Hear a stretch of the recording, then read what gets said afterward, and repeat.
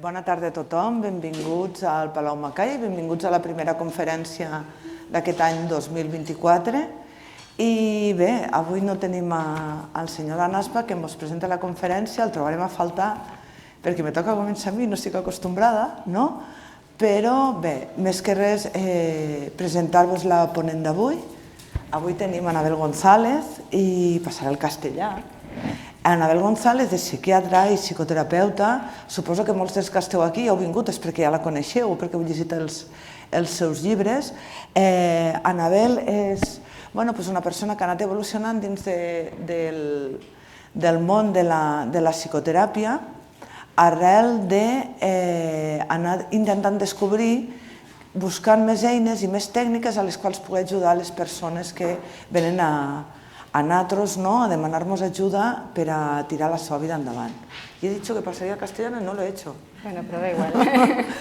Y bueno, para explicaros un poquito de Anabel, pues Anabel trabaja en el Hospital Universitario de Coruña, coordinado el programa de trauma y disociación, es la presidenta también de la Asociación MDR España y bueno, ha escrito numerosos artículos y también libros muchísimos, sobre todo en el ámbito de la disociación y las consecuencias que tienen los trastornos del apego y la disociación, sobre todo en la etapa adulta. Porque bueno, tenemos que tener en cuenta que a veces cuando en nuestra sociedad muchas veces cuando las cosas pasan, queremos olvidarlas, taparlas, ponerles ahí un parche y establecemos toda una serie de estrategias para poder seguir nuestra vida hacia adelante que a la larga, eso no es bueno, ¿no? Y toda aquella estrategia que en un momento determinado nos puede servir para sobrevivir, luego nos impide vivir. Y para eso, hoy estamos muy agradecidos y muy contentos de tener a Anabel aquí para que nos hable un poquito más de este tema, del trauma y de la disociación y el apego. Y sin nada más, Anabel, todo tuyo. Bueno, a ver si consigo resumir trauma, apego y disociación en una hora. Vamos a ver. ¿Cuántos de los que estáis aquí trabajáis con infancia? ¿Cuántos no sois profesionales y venís a ver de qué va este tema? Y los que trabajáis con infancia, entiendo que trabajáis en este ámbito de chavales con historias traumáticas y con dificultades, la mayoría. Y los que venís a ver de qué va esto, pues no sé, a ver si consigo mantener un nivel que valga para los dos lados. La disociación es complicada de definir.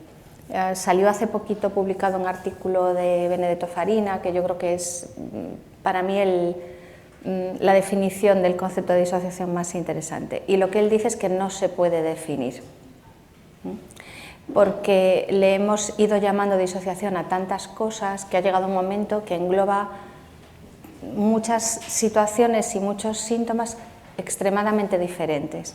Entonces, él invitaba a hablar de distintas cosas y llamarle disociación solo a una de ellas. Generalmente estamos acostumbrados a llamarle disociación a fenómenos de lo que también se denomina distanciamiento, es decir, yo vivo desconectado de mí mismo, yo me veo hacer las cosas en automático sin estar ahí realmente presente, vivo como sin vivir en mí de alguna manera y me distancio de las sensaciones del cuerpo, me distancio de las emociones, un poco esto, como una especie de autoanestesia o desconexión protectora.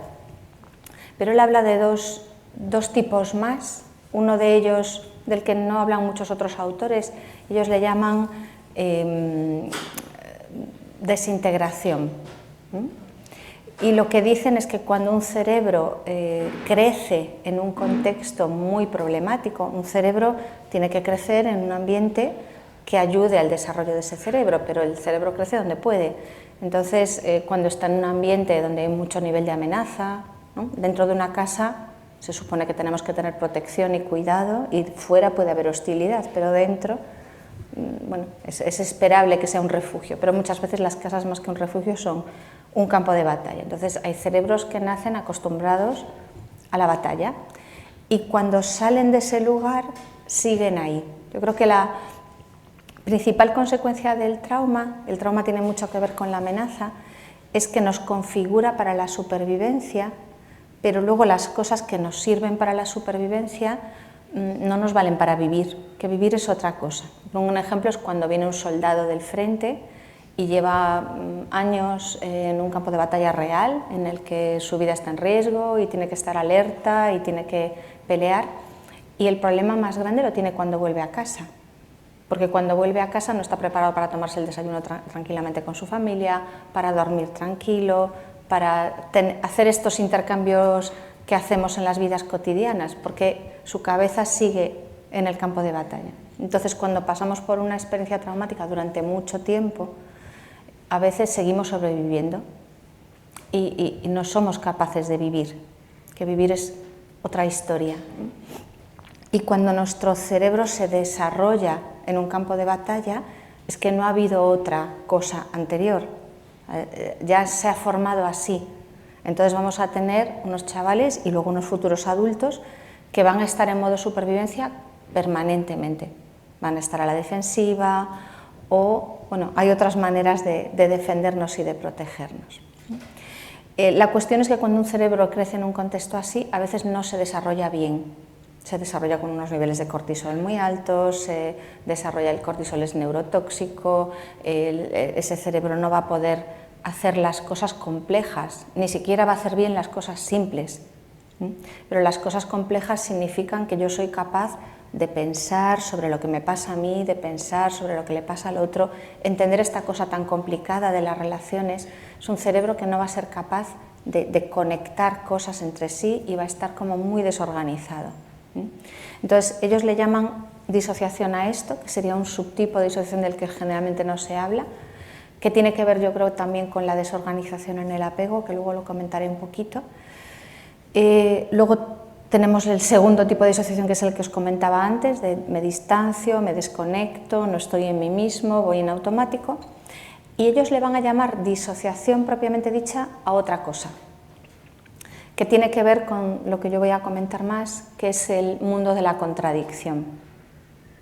La disociación más grave, la que nos interesa más ver y la que incluso las personas que ven la disociación no ven tan fácilmente, tiene que ver con que yo tengo estados mentales que van cada uno por su lado y que no funcionan de una manera integrada. Es decir, yo soy una persona, pero funciono en unos momentos de una manera y en otros momentos de otra totalmente distinta, y no consigo ni verme de una forma global ni funcionar de una manera coherente. Los que trabajáis con chicos y chicas que tienen que pasar por el sistema de protección o que tienen problemas importantes, ya sabéis que es un trabajo con la contradicción, es un trabajo con la ambivalencia. Y yo creo que el principal desafío para los profesionales es entender que esa contradicción no es algo que tenemos que resolver, es algo que nosotros tenemos que integrar. Tenemos que cogerle cariño a esa contradicción, ser capaces de ver qué significa cada lado de esa contradicción, ¿no? Si tengo un niño que a veces busca desesperadamente el cariño, hay una carencia afectiva ahí, pero si cuando alguien se acerca a darle cariño se pone a la defensiva, hay un mecanismo de supervivencia ahí, y las dos cosas tienen sentido. En el mundo del que viene tenían muchísimo sentido y sigue funcionando con esos mecanismos. Pero el adulto que lo ve y que no estuvo allí puede pensar, ¿y entonces a qué carta me quedo? Entonces, ¿quiere cariño o no quiere cariño? ¿Qué le pasa? Bueno, pues le pasan las dos cosas, ¿no? Cuando venimos de la contradicción aprendemos a ser contradictorios. Todos somos un poco contradictorios, ¿verdad? A veces nos decimos a nosotros mismos que no, pero esto forma parte de la realidad, ¿no? Entonces, la contradicción en sí mismo es el síntoma central de este tipo de disociación. Hay otros autores que hablan de la falta de conciencia real, y a muchos niveles el trauma podríamos definirlo también así, como algo que nos impide tener conciencia real de quiénes somos, de cómo funciona la gente, de cómo funciona mi cabeza, de cómo funciona la cabeza de los demás. Y las dificultades en el apego también van a tener mucho que ver con esto. Entonces, contradicción y falta de conciencia. La desconexión es un tipo de disociación, pero no es de la que vamos a hablar más este ratito. Esta es un poco la situación general, ¿no? Yo voy a ver a una persona que por un lado me pide ayuda y por otro no se deja ayudar, o que me pide ayuda mientras al mismo tiempo se crea más problemas de los que tiene, ¿no? Nos encontramos muchas veces con personas que vienen a la consulta queriendo ponerse bien mientras ellos a la vez se tratan mal y se vinculan y se relacionan a personas que los tratan mal y no son capaces de salirse de esas relaciones. Y todo esto es una paradoja enorme, pero en el mundo de la contradicción tiene sentido. Todas estas cosas tienen sentido. Y nuestro trabajo es aprender a darles sentido. No veo la diapositiva porque estoy medio chosca. me voy a poner de pie, porque si no voy a tener que ir de memoria. Bueno, estas son algunas de las contradicciones que encontramos en estos chicos, ¿no? Alguien me agrede, yo no he hecho nada, no he atacado, de hecho intento ayudar y me encuentro con una respuesta agresiva. Y esto, como digo, tiene sentido porque esa persona me está percibiendo como amenazante. Una cosa es que yo no lo sea y otra cosa es que ellos me perciban así. Porque un cerebro, cuando ha vivido en la amenaza, en principio va a decir, por si acaso, todo es amenazante. Y si alguien se acerca mucho, me puede agredir más y me puede hacer más daño. Por lo tanto, es más amenazante. El que pasaba por allí lejos, no tanto. Así que desde su punto de vista se está defendiendo. Pero como yo no he hecho nada, lo considero una agresión injustificada. Bueno, tenemos una serie de mantras y de comodines del público para etiquetar este tipo de situaciones. Entonces tenemos el de tolerancia a la frustración, poca tolerancia a la frustración y falta de límites. Y con esto nos quedamos muy tranquilos porque nos parece que estamos entendiendo algo. Pero bueno, cada quien vive de ilusión con lo que quiere, ¿no? Muchas veces esto es lo que comentaba antes, ¿no? Que cuanto más cercano me muestro, más activo estas respuestas defensivas. Porque si yo he crecido en un contexto, por ejemplo, de violencia intrafamiliar, yo sé que los que te hacen daño son los que están más cerca. Sé que los que vienen supuestamente te tienen que cuidar son los que más daño te hacen, con lo cual, como alguien venga a cuidarme, para mí está asociado de una forma muy clara el cuidado con el daño. A veces vamos a encontrar chavales que tratan de controlar las relaciones a base de la dominación, a base de la agresividad, pero esto para ellos no es opcional, porque no tienen capacidad de sentirse seguros en las relaciones. Y una persona que no se siente segura en las relaciones muy frecuentemente va a recurrir al control. El control es un sucedáneo de la seguridad, un sucedáneo barato, pero para el que no tiene otra cosa, pues oye. Entonces, cuando yo soy dominante es porque es la única manera en la que yo puedo sentir algo que se parece de lejos a la seguridad, pero oye, me conformo. Las figuras de apego lo que van a generar es miedo, y si nosotros vamos con afecto y vamos a cuidar o proteger, entramos en ese registro y activamos toda la disfunción. Yo creo que también es muy importante que entendamos que uno se defiende como puede. Entonces uno se puede defender atacando, otro se puede defender escondiéndose, pero hay también quien se defiende agachando la cabeza y sometiéndose.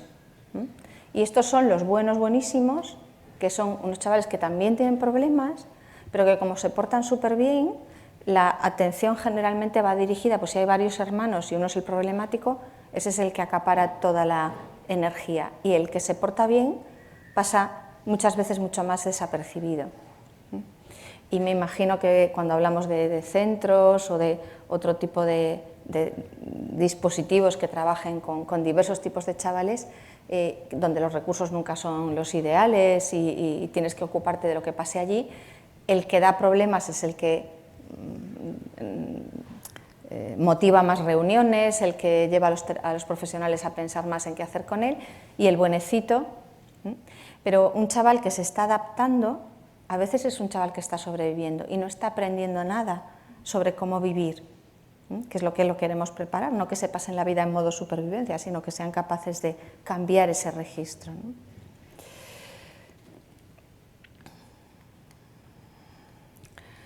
Para mí uno de los dilemas centrales que se generan en el trauma es esta disyuntiva entre la parte fuerte y la parte vulnerable.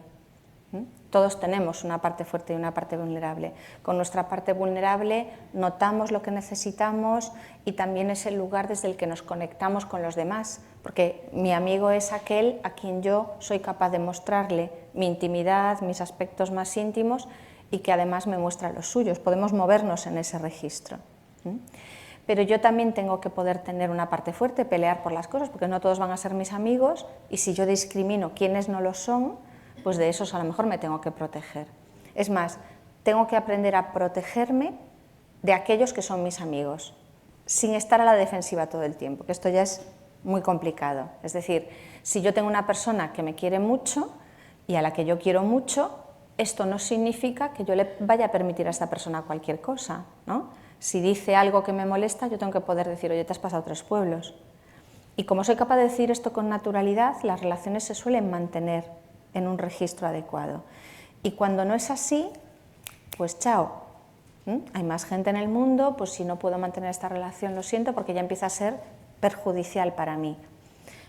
Aquí nos podemos mover entre los dos lados. Yo me sigo conectando, aunque haya tenido alguna decepción, alguna traición y algún problema, porque sé que vale la pena, porque soy capaz de confiar. Pero si yo he tenido las relaciones más significativas de mi vida en las que no he podido confiar, esto de la confianza no lo traigo puesto de casa. Tengo que desarrollarlo y no es nada fácil, porque creo, erróneamente, pero creo que si confío me volverán a hacer daño. El resultado es que me aíslo, con lo cual me hago daño yo, pero así funciona el trauma. La solución es poder sentir estos dos aspectos, ¿no? La defensa y la vulnerabilidad, como complementarios. Y vamos a tener chavales y luego adultos que estarán muy identificados con su parte vulnerable, con lo cual se sentirán como víctimas indefensas, incapaces de hacer nada para salir de los sitios en los que a veces se meten ellos mismos, y otros se van a identificar con su parte fuerte y entonces yo soy fuerte, yo no necesito a nadie, yo puedo con todo, ante la duda ataco yo porque siempre es mejor estar de ese lado que estar del lado de la víctima, y le tengo como más cariño a un lado que al otro. Entonces, con algunas personas necesitamos trabajar para que desarrollen más su parte fuerte y se reconozcan en ella.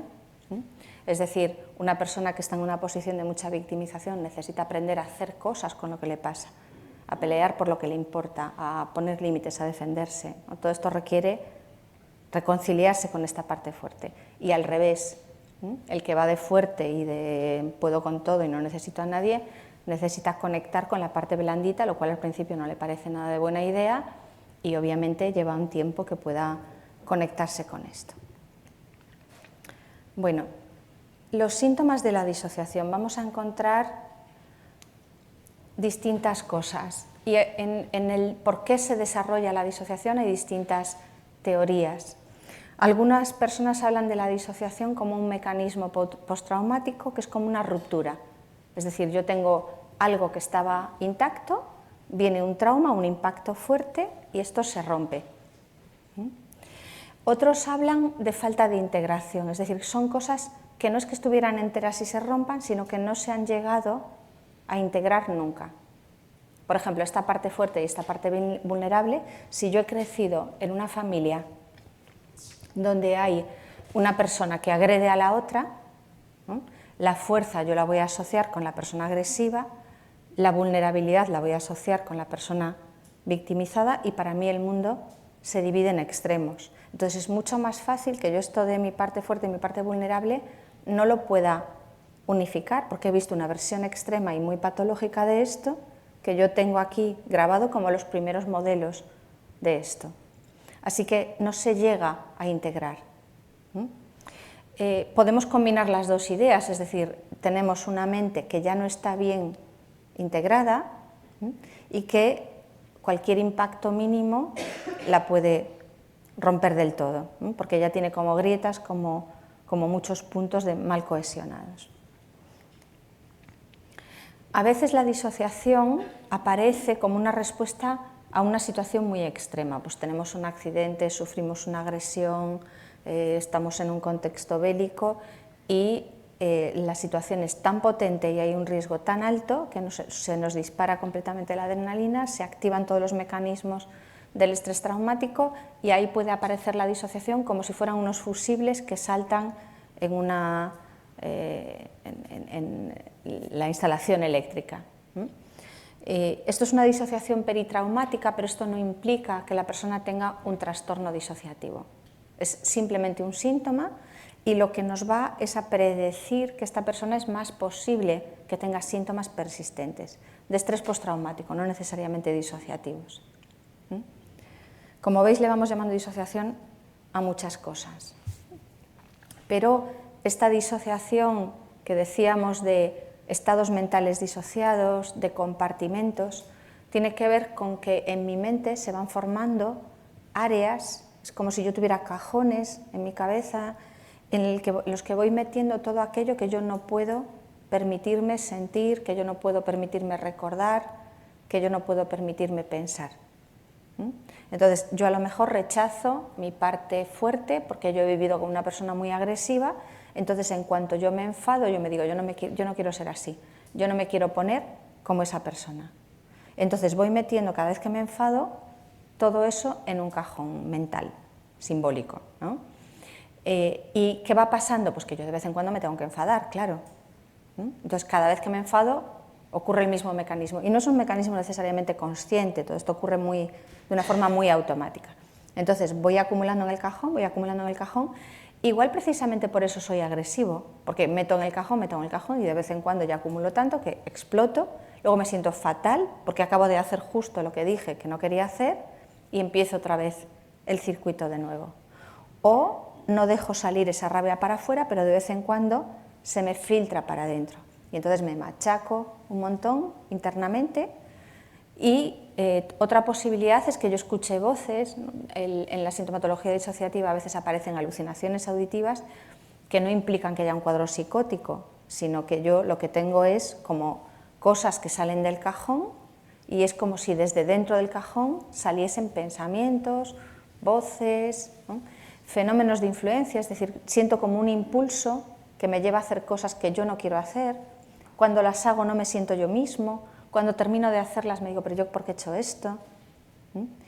Algunos chavales con este mecanismo a veces la lían parda y después te dicen, no, yo no fui.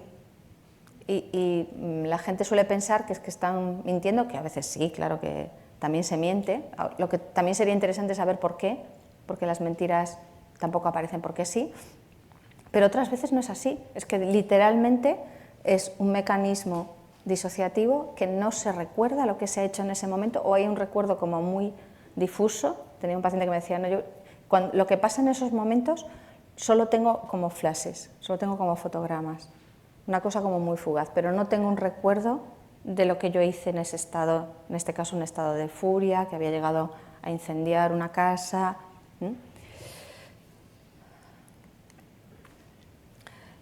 Blomberg dice esto que a mí me gusta mucho para definir la disociación, que la disociación es el resultado de la disonancia cognitivo-afectiva. ¿Esto qué quiere decir? Que a veces ocurren cosas que literalmente no le caben a nadie en la cabeza. Por ejemplo, que un padre o una madre trate mal a un niño que ha tenido porque ha querido y lo ha seguido criando porque ha querido, pues lo podía haber dado en adopción, podía haber renunciado a la custodia, pero no, se ha quedado con este niño. Se supone que para cuidar de él. Entonces, que esa persona le haga daño al niño es algo que tampoco a los adultos nos cabe en la cabeza, pero al niño que lo vive, desde luego, no le cabe en la cabeza. Entonces, ¿qué hace el niño? Dos cabezas.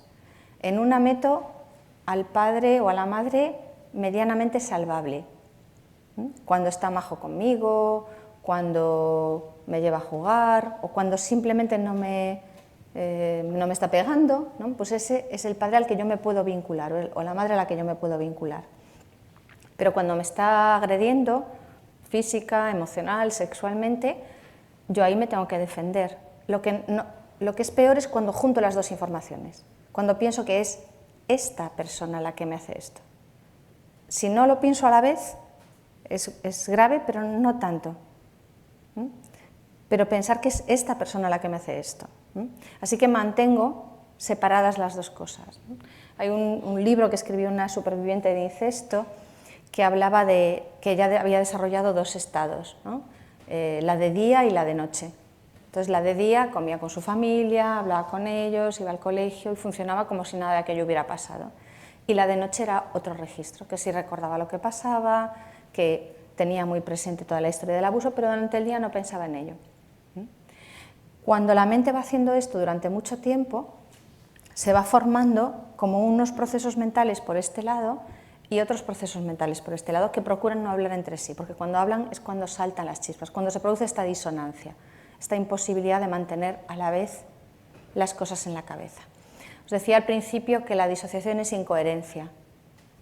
Esta es la mayor incoherencia y desde ahí se va a formar un funcionamiento no coherente, porque lo que va a salir de este lado va a ser radicalmente diferente de lo que pueda salir del otro. Claro, yo luego me voy con esta cabeza puesta a todas las relaciones posteriores y yo voy a interpretar el mundo en base a las predicciones que yo puedo hacer desde esas experiencias que yo he tenido. Bueno, estas serían esas dos clases de disociación que decíamos al principio. Farina añadiría esa desintegración como una tercera modalidad y lo que él propone es a esta compartimentalización, a los cajones, a los compartimentos, llamarle a eso disociación. Hay más autores que proponen eso, llamarle disociación solo a eso y a lo otro hablar de distanciamiento, de despersonalización, de otro tipo de cosas. ¿Cómo lo vamos a ver? ¿Cómo sabemos que una persona tiene un trastorno disociativo o tiene síntomas disociativos? Bueno, pues a veces vamos a ver personas que están peleadas contra sí mismas, pero que tienen una pelea importante, ¿no? Por un lado piensan una cosa, por el otro lado otra, y están todo el tiempo como una especie de pelea interna entre lo uno y lo otro. Vamos a tener personas que hacen, piensan o sienten cosas que no sienten que las piensen ellos. Es como si esas cosas no les pertenecieran. O hacen cosas y es como si ellos no llevaran el barco, como si, bueno, he hecho esto pero no fui yo.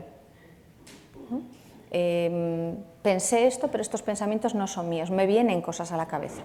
Cuando el paciente dice me vienen cosas a la cabeza, ¿eso de dónde sale? Pues del cajón. Pero como es un cajón que procuro no abrir nunca, salen cosas de ahí con las que yo no tengo familiaridad, se me hacen ajenas, se me hacen raras. A veces me vienen flashes de recuerdos que digo esto no puede haber pasado, porque llevo tanto tiempo diciendo esto no pasó, o esto no me pasó a mí, o no fue para tanto, o no quiero pensar en ello, que me sale en automático ese tipo de respuesta. Pero las cosas que nos pasan están ahí. No tenemos borrador mental que se sepa hasta la fecha, pero muchas personas lo intentan, ¿no? A veces tenemos lagunas de memoria, hay trozos de la vida que no recordamos, recuerdos que están ahí metidos en el cajón y que no conectamos con ellos de forma habitual. No es que estén borrados ni tampoco que sea una amnesia del todo, porque a veces en algún momento de la vida sí que vienen, o a veces cuando empiezas a explorar sí que acaban surgiendo. Es como una niebla, más que un borrador o más que un compartimento totalmente estanco, es como si hubiera una niebla y costase mucho trabajo acceder a determinados recuerdos. La desconexión puede aparecer, no sé si os acordáis, hay una chica que se llama Luda Merino que habló en redes sociales de su experiencia, es una chica adoptada de los países del este, y ella contaba cómo durante muchísimos años ella no notaba el dolor físico, y el emocional tampoco, pero el físico era como muy llamativo, porque se hacía daño de verdad, un daño importante, y ella no notaba en absoluto ninguna sensación de dolor, y aquello le parecía estupendo, claro, porque ¿no? Era un superpoder. Y también con la parte emocional, ¿no?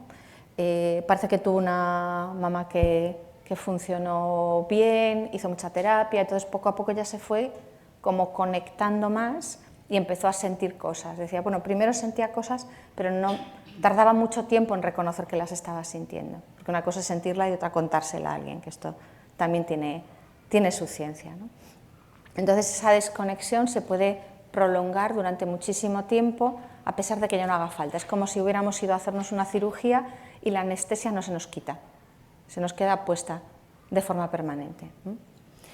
También hay una dificultad para tomar conciencia No me va a dar tiempo a hablar mucho del apego, pero cuando pensamos en cómo es una persona que tiene un apego seguro, el apego también es otra de esas palabras que se utiliza para 1000 cosas que luego no tienen que ver con el apego.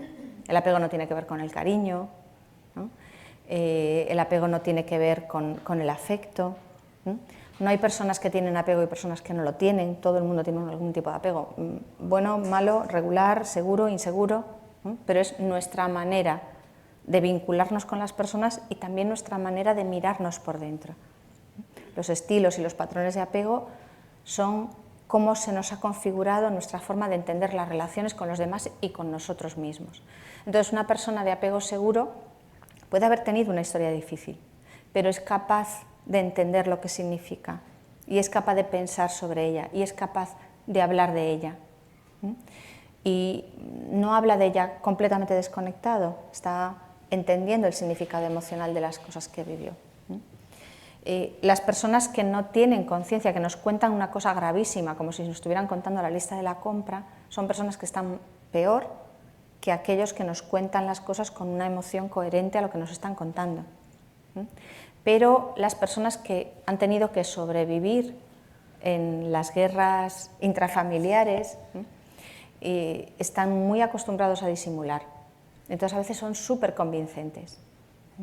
Entonces te van a decir, no, esto no me importa, esto realmente no me afecta, no sé por qué me estás preguntando por mis padres, si es que a mí todo ese tema está cerrado, o sea, no quiero volver a hablar de ello. Y nos lo dicen tan seguros que a veces nos lo creemos, pero esto es un indicador de traumatización en realidad.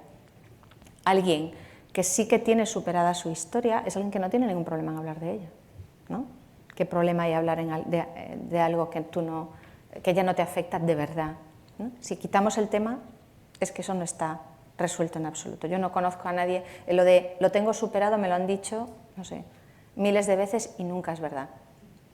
Alguien que tiene algo superado no necesita subrayarlo, no necesita ponerlo por delante, simplemente te explica cómo lo fue elaborando. Sí que es cierto que hay gente que supera las cosas, pero no lo va vendiendo, no necesita poner una pantalla delante, ¿no? Y luego hay algunos síntomas que tienen que ver con el cuerpo, ¿no?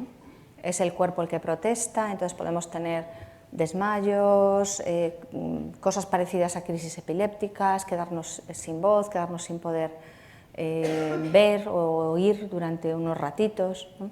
Diversos tipos de síntomas físicos que tienen que ver también con la historia.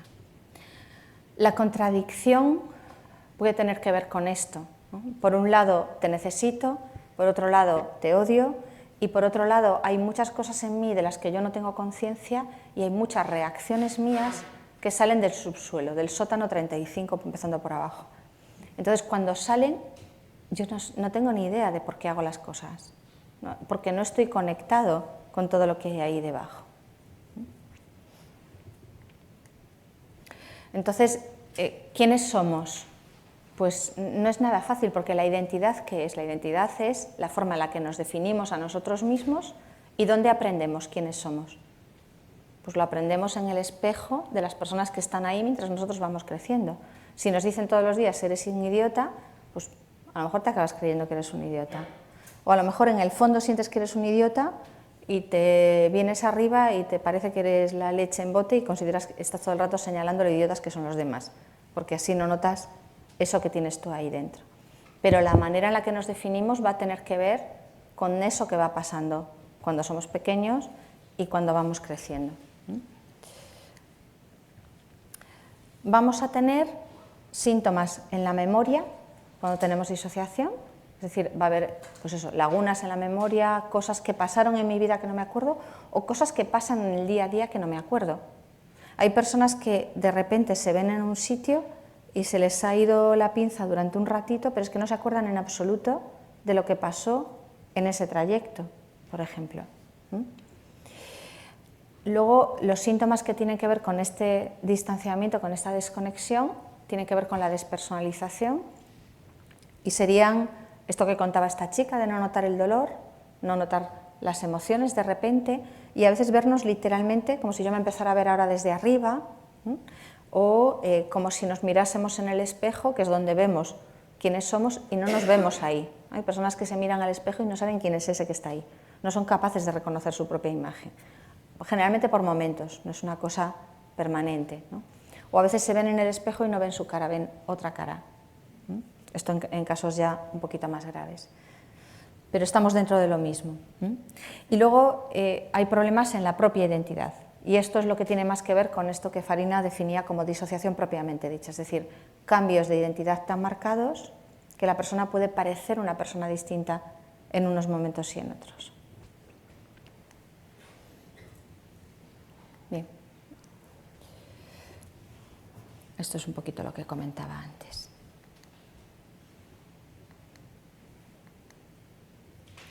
Como os decía antes, también las voces serían trastornos de identidad. Es decir, una persona que oye voces y que no tiene un cuadro psicótico, que tiene a la vez amnesias, despersonalización, otro tipo de síntomas, es una persona que probablemente tiene una sintomatología disociativa. Esa voz sale del cajón. ¿Por qué sale una voz del cajón? Porque dentro del cajón se han almacenado tantas cosas que es como si fuera un programa que corre en paralelo. Es como si tuviéramos un Mac con partición a PC. Y hay cosas que están en un lado y que van con un sistema operativo, y hay cosas que están en otro lado y van con otro sistema operativo. Y en ocasiones desde este lado vienen cosas que están en el otro lado. Cuando lo que está aquí almacenado es muy complicado y lleva mucho tiempo ahí, se llegan a formar ahí dentro pensamientos, se llegan a formar ahí dentro perspectivas sobre el mundo. Y en los casos más graves, la persona aquí se siente como otra persona. Es como que esto no soy yo. Y a veces hago cosas y ni siquiera me acuerdo. Es como que me paso por completo al cajón, actúo desde aquí y cuando me vuelvo para el otro lado no tengo ni idea, porque yo lo que pasa aquí no lo registro. Que esto sería lo que se llamaba la personalidad múltiple, que más casos de los que creemos, y que no es como salen las películas de espectacular, de que vienes un día y dices que eres una persona y otro día que vienes que eres otra. Que puede pasar esto, pero no es lo más frecuente.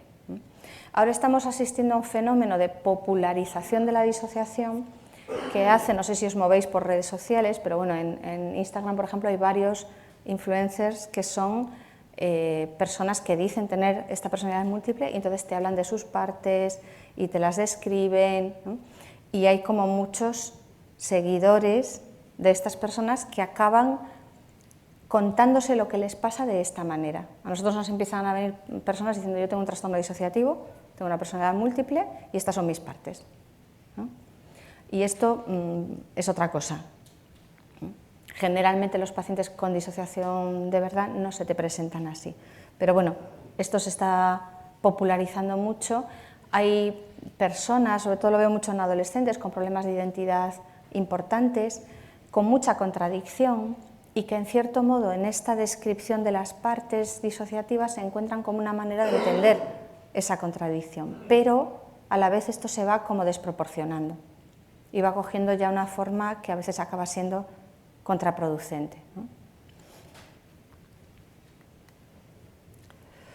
Los síntomas del cuerpo también decíamos que eran otra de las posibilidades, pero bueno, no me extiendo mucho en la descripción de los síntomas, que creo que no es lo importante. ¿Qué tiene que ver todo esto con el tema del apego? El apego tiene que ver con los vínculos, tiene que ver con nuestra manera de vincularnos, pero tiene que ver con dos cosas muy importantes, que son la seguridad y la capacidad reflexiva. ¿Por qué con la seguridad? Bueno, porque si yo crezco con personas que sé de qué van y sé cómo van a reaccionar, yo me siento relativamente segura con ellas, entonces sé lo que puedo esperar. Es algo más o menos consistente. Hombre, tendrán sus días, no serán perfectos, ni falta que hace, pero bueno, más o menos. No tengo una madre que en unos momentos es una persona y en otros momentos pues parece otra, y no sé muy bien a qué atenerme ni cuándo va a tener ese tipo de reacciones. Entonces siento esa sensación de seguridad y además soy capaz de entenderme cada vez mejor cuando voy creciendo. Tengo capacidad de reflexionar. Reflexionar no es pensar, que hay gente que piensa mucho y reflexiona cero. Reflexionar significa entender lo que me pasa a nivel emocional, ser capaz de hacerme una idea de lo que la gente puede tener en la cabeza, sin tirarme mucho a la piscina, que telepatía no tenemos, pero bueno, podemos hacernos como una idea y movernos en el campo de las relaciones. Para poder hacer esto, yo tengo que tener a alguien a mi lado que más o menos entienda lo que me pasa a mí, ¿no? Que cuando estoy roñoso y soy un bebé, me digan, a ver niño, lo que te pasa es que tienes hambre y me den de comer, y resulta que sí que tenía hambre, ¿no? No alguien que me da de comer sistemáticamente tenga hambre o no, porque no se entera, ¿no? Entonces, si tengo a alguien que me va diciendo, a ver, ahora lo que tienes es sueño y resulta que sí que tengo sueño, pues yo voy a ser capaz de entender qué es lo que noto en cada momento y qué se hace con eso. Pero cuando crecemos en la incoherencia, esto no pasa. Las reacciones de los demás son impredecibles, no aciertan casi nunca.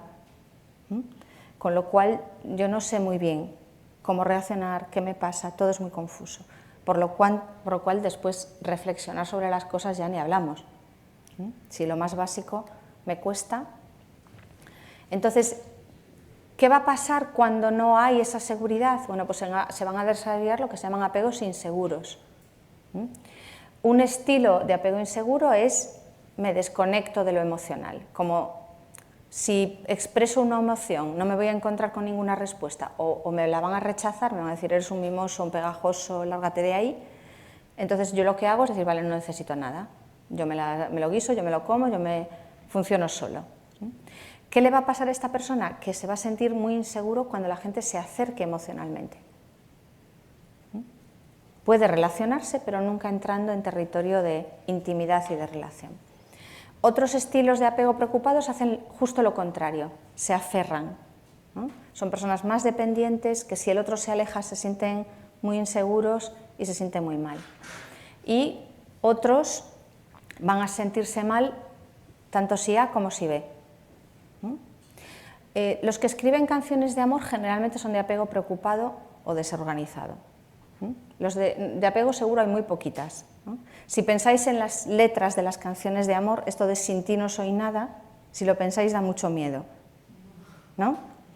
Y los de apego desorganizado serían canciones del tipo ni contigo ni sin ti tienen mis males remedio. Los distanciantes esto de las canciones de amor les parece una chorrada. Y los de apego seguro se relacionan de otra manera. ¿Por qué tiene esto que ver con la disociación? Porque el apego más desorganizado, que quiere decir que no hay un patrón de funcionamiento, es el que tiene los niveles más altos de incoherencia, lógicamente se va a relacionar mucho con la disociación, porque vamos a tener un funcionamiento ya de base muy desorganizado. ¿Cómo se desorganiza el apego? Bueno, pues cuando yo tengo un cuidador que a mí me hace sentir miedo, no solo porque me agreda, que también, ¿no? Si yo tengo un cuidador que me agrede, ¿yo cómo voy a ir a buscar protección ahí? No puedo ir a buscar protección en el miedo. Pero es que si tengo un cuidador que está muy asustado, tampoco me vale, porque ¿cómo vas a buscar protección en alguien que está más asustado que tú? Entonces el niño va con su sistema de apego a buscar esa protección y se encuentra justo con lo contrario y entonces se queda así. No es capaz ni de decidir si va o si se aleja, ni se aferra ni se distancia, ¿no? Va como a buscar y a la vez no. Y en las relaciones va a estar todo el tiempo así. Por eso aquí vamos a ver los niveles de contradicción más altos. Y si nosotros somos profesionales y estamos tratando de cuidar a alguien con este tipo de estructura, nos vamos a encontrar que, mira, hoy qué bien estuvo en la consulta o haciendo esta actividad y zaca, al momento siguiente tenemos un desbarate. ¿Por qué? Precisamente por eso. Precisamente porque hemos estado más cerca y se han activado todas las alertas. Entonces, vamos a tener cosas que parece que no tienen sentido, pero que tienen muchísimo sentido si lo vemos desde este punto de vista. A veces también vamos a tener una desorganización en el apego cuando los cuidadores están muy traumatizados. Porque, por ejemplo, si una mujer ha vivido una situación de violencia de género y vive con su hijo, ya no vive con la pareja, pero este niño a veces se pone agresivo. Cuando el niño se pone agresivo, la madre deja de ver al niño y lo que ve es un disparador de los recuerdos de las experiencias traumáticas, con lo cual no es capaz de regular a ese niño. Y ese niño lo que va a hacer probablemente con la rabia es meterla en un cajón. Es mucho más fácil que se formen esos compartimentos, porque hay una parte del funcionamiento del niño que la madre va a rechazar.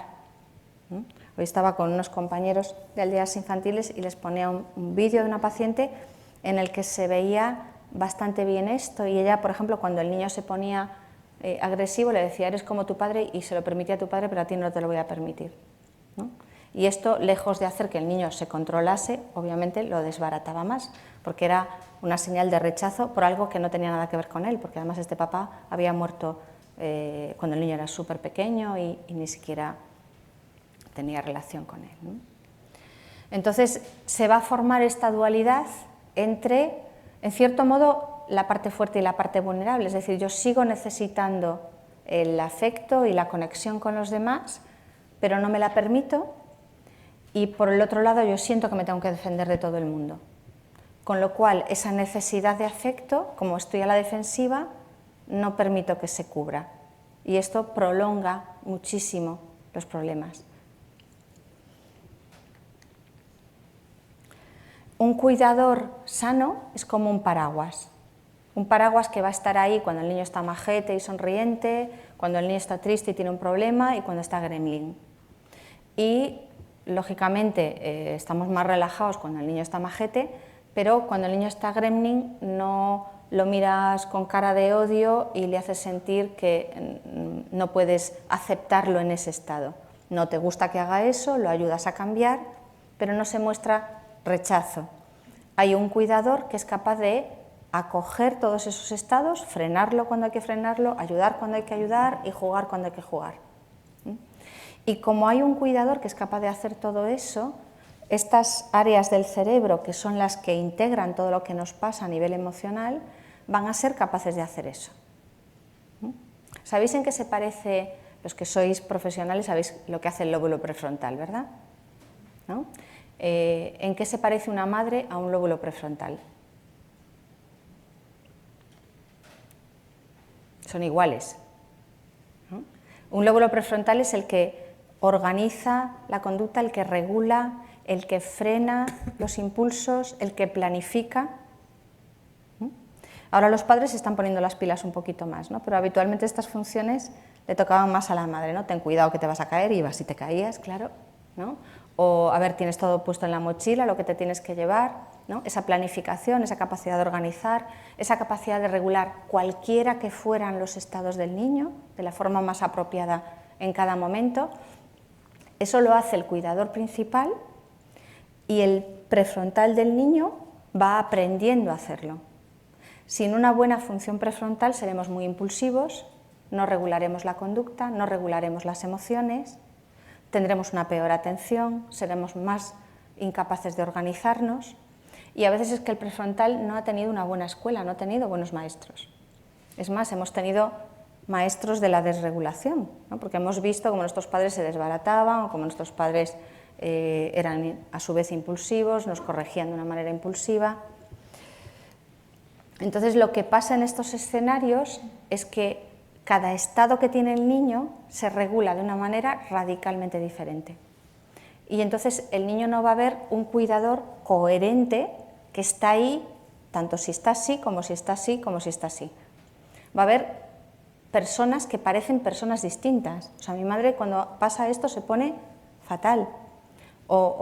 Y esto no ocurre a veces solo porque haya violencia. Yo creo que también es importante que tengamos en cuenta que esto no solo tiene que ver con esos escenarios, ¿no? Si alguien, por ejemplo, ha crecido con una persona depresiva y ve al niño triste, esto le puede parecer un disparador, porque le da miedo que este niño va a desarrollar una depresión como la que tuvo mi madre. Y entonces cuando el niño está triste no va a poder regularlo bien, no va a poder acoger esa tristeza, abrazar esa tristeza.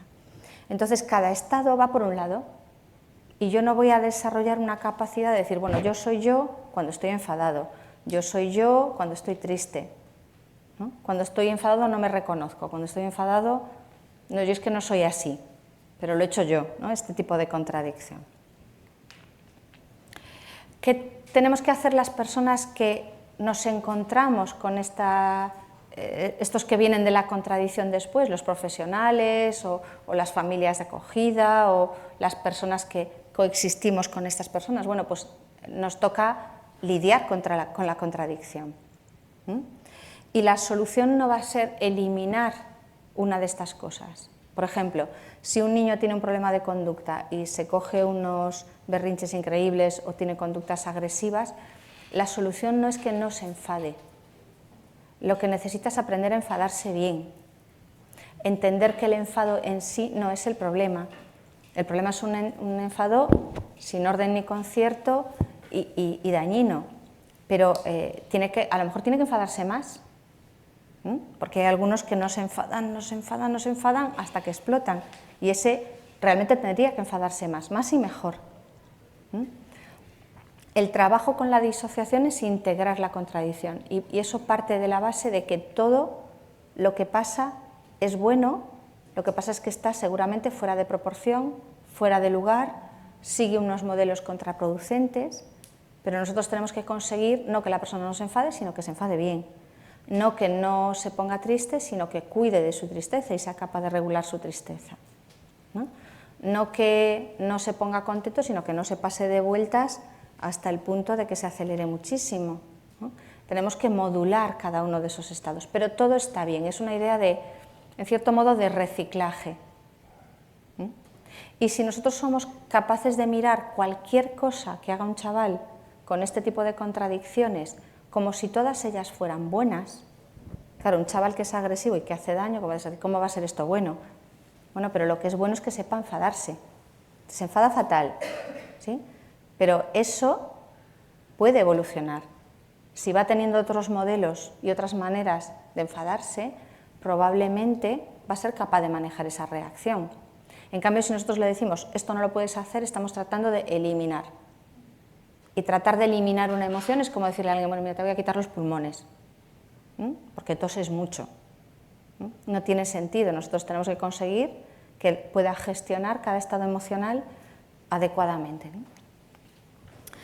Esto es una representación con títeres que me hizo un niño. Es un chavalín que había estado con su familia biológica hasta los 7, 8 años y ahora estaba en acogimiento con una mujer que era una persona con muy buenas intenciones, pero que era una religiosa que le hablaba mucho del bien, del mal, del demonio, del cielo, del infierno, y el chaval tenía un batiburrillo en la cabeza con aquello tremendo, ¿no?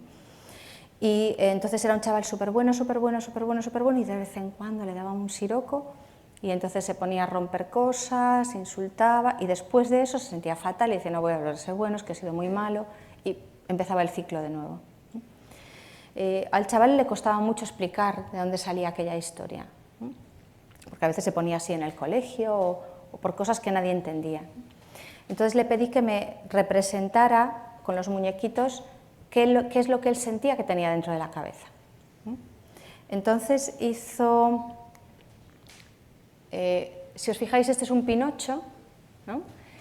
Y le digo, ¿y este? Y dice, no, este es el que se relaciona con todos estos. Y según él, estos eran los compañeros del colegio, los profesores, la madre de acogida.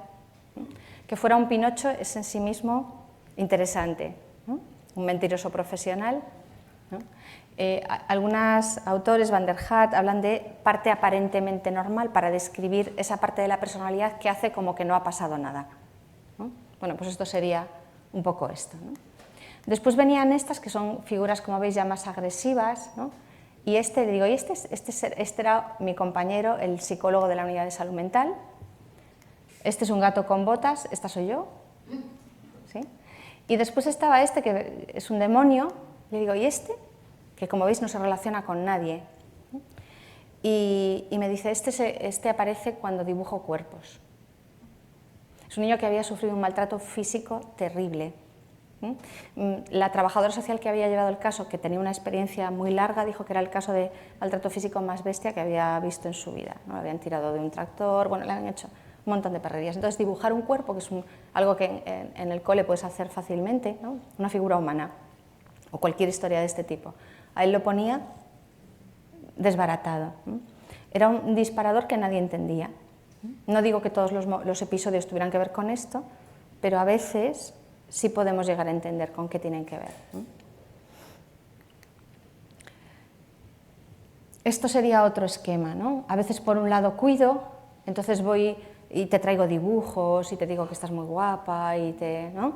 te doro un poco la píldora, ¿no? Otras veces me defiendo de ti o te desafío, me pongo adolescente y me pongo rebelde, ¿no? Y por otro lado, pues muestro que necesito, por otro lado soy yo el que trato de controlar, porque si no controlo, como no tengo seguridad, ¿no? Y otras veces critico todo lo que haces. Entonces, esto lo vamos a ver, se nota mucho la contradicción porque llega un momento que uno no sabe ni lo que está sintiendo ni lo que piensa, ¿no? Es alguien que en un momento dado te puede dar pena, en otro momento dado te da muchísima rabia, en otro momento, ¿no? Vamos teniendo como reacciones, vamos como una montaña rusa, ¿no? Y vamos a ver personas que a veces se preocupan de nosotros, otras veces no asumen responsabilidades, otras veces les da miedo hacer las cosas o directamente se niegan, ¿no? O que nos reprochan que no hacemos lo suficientemente por ellos. Y esto puede pasar de una cosa a otra en una sola sesión, ¿no? O en un momento aparece una y al rato aparece otra y dices, ¿y esto? ¿No? Cuando tengamos esta sensación de ¿esto qué es? Este es el mundo de la contradicción. No digo que esto tenga que ser un trastorno disociativo, pero que estamos en el campo del trauma es muy probable. Lo que nosotros hacemos puede ser reparador porque nosotros podemos volver a armar un paraguas. Un paraguas en el que nosotros vamos a entender esta reacción y vamos a entender esta reacción y vamos a entender esta reacción, lo cual no quiere decir que le digamos ¡ay, qué bien que lo has roto todo y que le has pegado a tu compañero!, ¿no?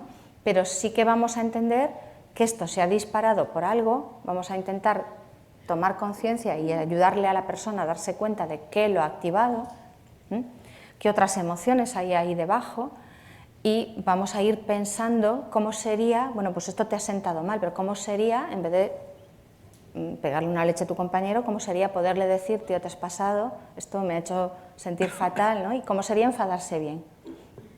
Pero desde el momento en el que nosotros no le retiramos el afecto o la aceptación a esa persona por haber tenido esa reacción, sino que le ayudamos a entenderla, estamos resolviendo el tema de la contradicción.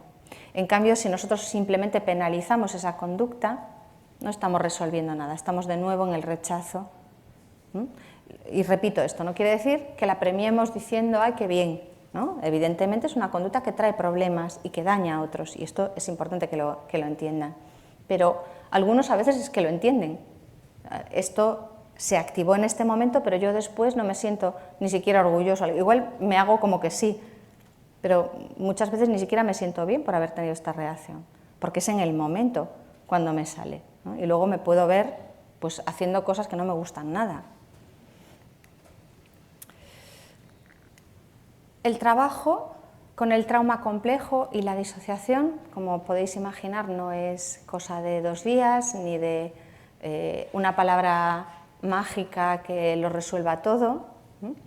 Los que trabajáis en el sistema de protección os enfrentáis a veces a todo este desastre que se pretende solucionar en muy poquito tiempo, y claro, estas cosas además, que un chaval que viene de la desconfianza adquiera confianza relacional, tela, ¿no? Y que pueda llegar a poner un poco de orden en esta cabeza, también tela, ¿no? Pero bueno, hacemos lo que podemos y ya está.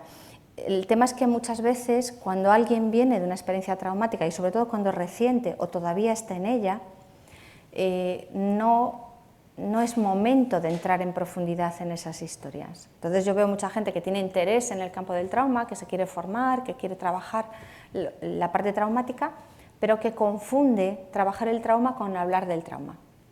Nosotros podemos trabajar el trauma sin necesariamente estar hablando de ello todo el tiempo, o por lo menos no hablar de ello en una gran profundidad. Tampoco vamos a hacer como que no ha pasado, pero yo cuando trabajo con alguien para que aprenda a cuidarse mejor, estoy trabajando el trauma.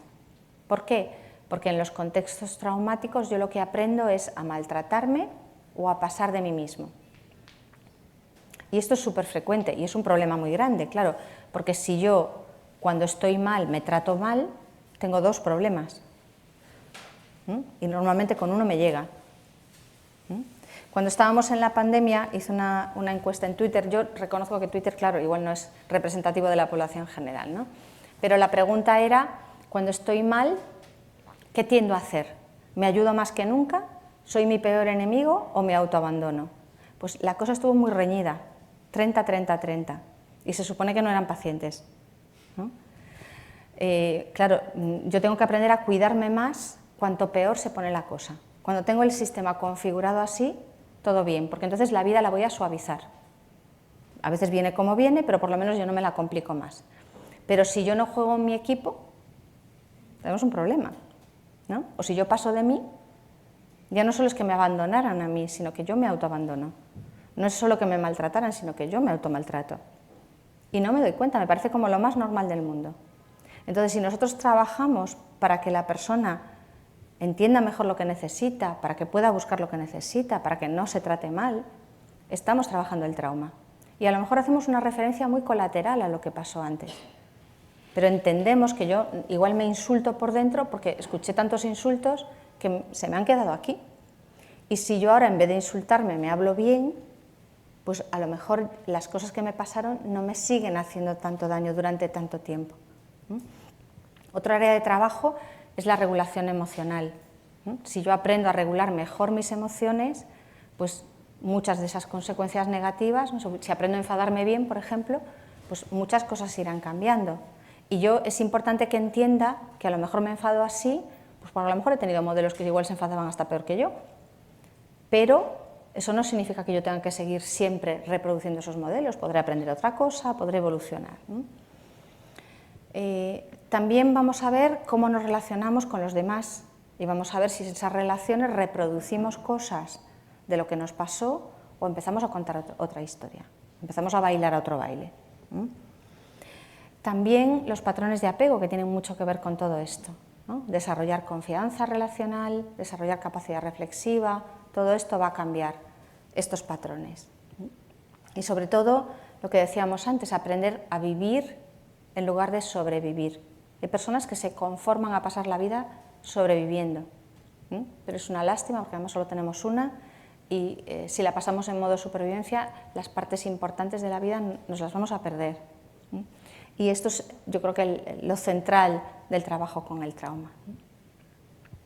La solución de la disociación, de la contradicción, de la compartimentalización, pues es ampliar el marco, ¿no?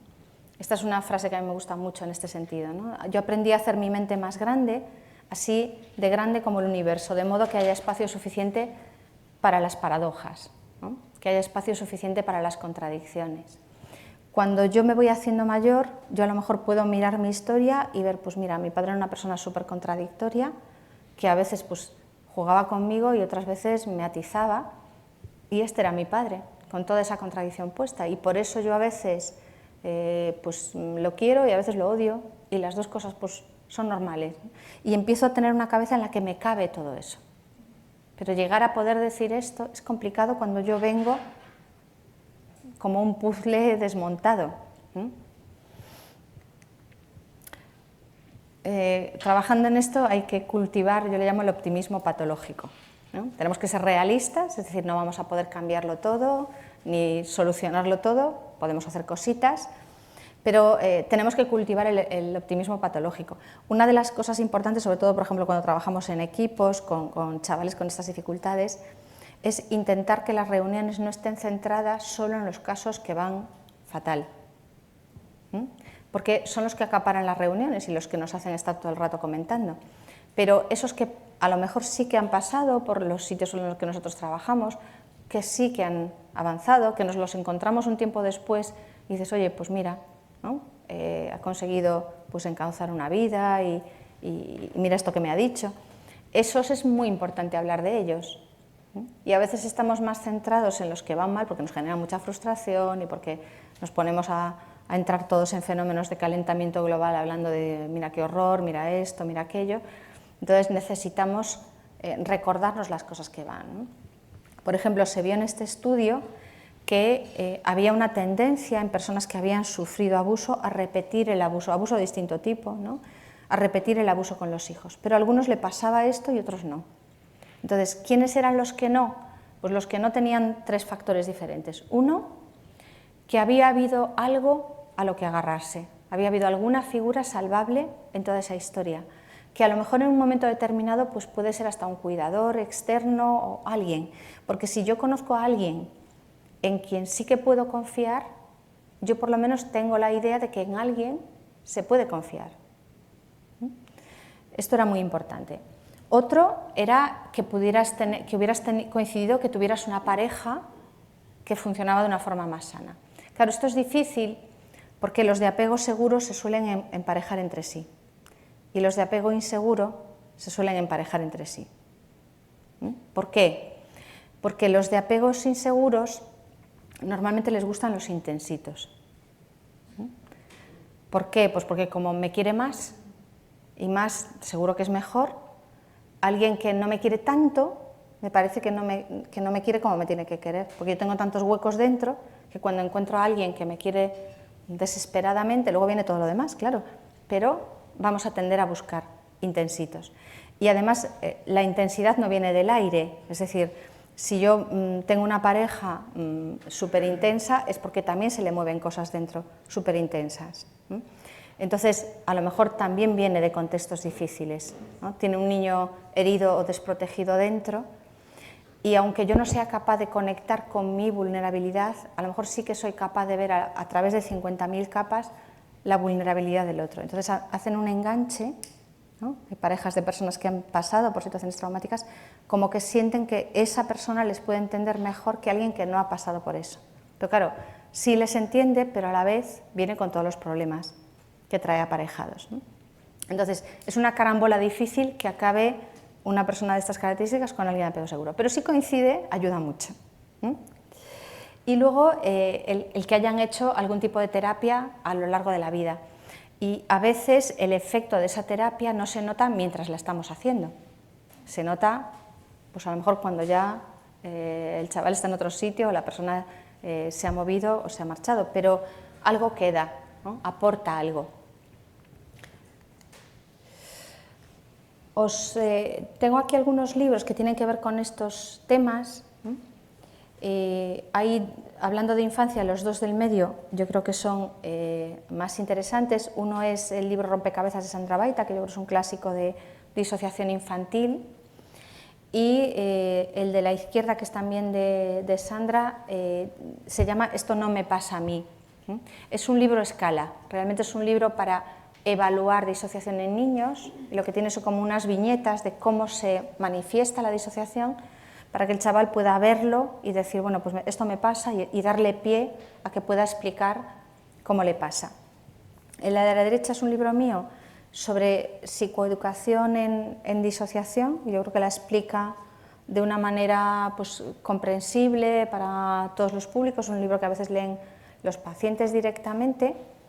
Y yo creo que la cosa más bonita que me han dicho sobre él, que me decía una paciente, que es que puedes leer sobre disociación sin asustarte, porque a veces la gente cuando le dices algo de disociación dice, ay Dios mío, es que estoy loco como una cabra, no tiene nada que ver, pero bueno, está explicado así de una forma más normal. Y el otro es un libro con mi compañera Lucía del Río, que habla de trastornos conversivos, pero como es de los últimos, pues está como más actualizado lo que es el enfoque del tratamiento. O sea, no es solo para personas que tienen sintomatología física disociativa, sino para problemas disociativos en general. Si andáis por redes sociales, pues yo sabéis que me muevo mucho en Instagram, entonces ahí hay varios vídeos grabados de disociación, apego y todas estas cosillas. Y pasamos a preguntas y comentarios.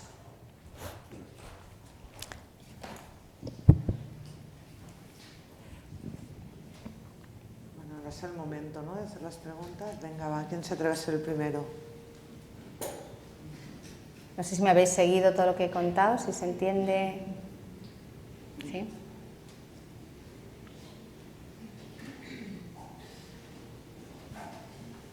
A mí me ha parecido... Espera, el micrófono, porque está gente online y así. Hola. A mí me ha parecido muy llamativo, porque caemos todos los profesionales en eso, que es centrarnos en el chico vistoso, en el llamativo, ¿no? Sí. Y olvidarnos del sumiso, ¿no? Del complaciente, ¿no? Sí. Me gustaría que explicaras un poquito más qué intervención haríamos con el complaciente. Bueno, lo primero, no creérnoslo, ¿no? Porque si no ponemos atención, claro, hay chavales que están en una respuesta de sumisión, es una forma de adaptación, es decir, voy a hacer todo lo que me dicen porque así me evito problemas, y otros que intentan incluso hacerse invisibles, ¿no? Que ya no es que se porten bien, sino que están siempre ahí adosados al marco y procuran que nadie ponga la atención en ellos. Porque claro, estos muchas veces vienen de experiencias difíciles de maltrato, pero a veces de experiencias difíciles de abandono. Cuando pensamos que es lo peor en un caso, si tenemos que elegir entre lo que pasó o lo que faltó, yo creo que muchas veces lo que faltó, por lo menos a la hora de trabajarlo, es más complicado. Es más complicado trabajar el abandono que el maltrato, ¿no? Entonces, lo peor que les puede pasar a estos niños es que se nos hagan transparentes. Entonces, yo creo que si nosotros también nos fijamos en ellos, también les dedicamos atención, ahí hay una oportunidad. Yo creo que esta es la más importante, ¿no? El sumiso tiene que aprender a protestar. Y a lo mejor yo tengo algún paciente de este perfil y a veces le digo, mira, no te vas a ir de la consulta sin protestarme por algo.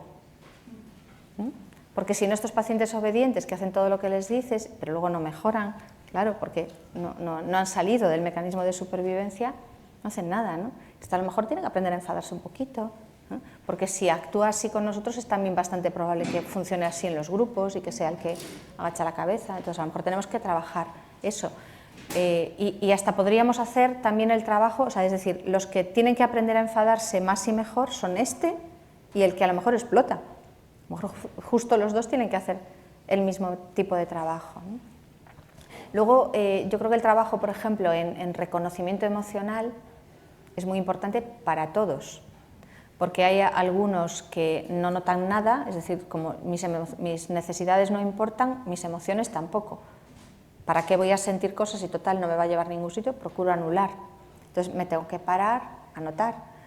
¿Cómo hago eso? Pues a veces solo lo puedo hacer cuando hay alguien ahí que se entera, ¿no? He tenido un disgusto con un compañero, no, me da igual, a mí no me importa. Dices, bueno, tío, si a mí se me pasa una cosa así con un compañero, yo estaría fastidiado, ¿no? Y aunque nos diga que no, por lo menos alguien se ha enterado. Y eso, ¿no? Yo creo que es importante que nosotros, cuando trabajamos en este tipo de contextos, nos planteemos que lo pequeño es grande. Es decir, las pequeñas cosas que vamos haciendo van sembrando un cambio que a lo mejor con el tiempo pues es cuando puede empezar a salir. Entonces son esos pequeños comentarios, ¿no? Una compañera que se llama Elena Borrajo, que ya ha trabajado mucho tiempo en centros con chavales y ahora trabaja en consulta, en clínica, y ella hablaba del poder terapéutico del bocadillo, que son esas cosas que haces mientras no parece que las hacen, que son las más potentes. Porque las que haces cuando ya te sientas, es profeso, con el chaval ahí o con la persona ahí, y vamos a hablar pues ahí no porque ya estamos ahí con el cascarón, ¿no? Pero así a lo tonto, ¿no? Me decía una, no, cuando vas en el coche y no lo vas mirando, porque como va de lado, ¿no? Pues ahí empiezan a salir cosas. Claro, cara a cara es que es más complicado. Entonces, el tema es que yo vea cuáles son las necesidades de este chaval y de este y de este y de este, que no estemos solamente centrados en eliminar problemas, porque si conseguimos que todos se porten bien y que cuando salgan estemos en la misma, no hemos arreglado nada, y que para este chaval tengamos también nuestros propios objetivos, pues que pueden ser pues, siempre prestarle un poquito de atención, irle también ayudando a darse cuenta de momentos en los que las cosas le puedan afectar, ¿no? Animarlo a veces a expresar el desacuerdo, por ejemplo, por lo menos con nosotros, ¿no? Todo eso acaba produciendo un efecto acumulativo. Además, cuando hay varios profesionales que intervienen con un caso, si los profesionales están en la misma línea, el efecto de varios haciendo pequeñas cosas es multiplicativo. Es mucho más que el de una persona haciendo un mogollón de cosas. Es como un montón de cosas que confluyen.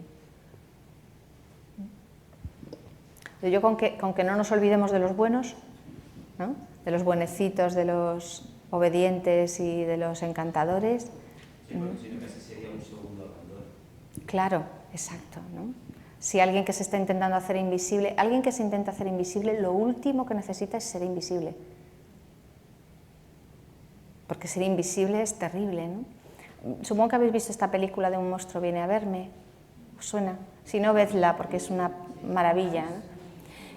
Y una frase que dice, ¿no?, es: si nadie te ve, ¿de verdad existes? Que es tremenda, ¿no?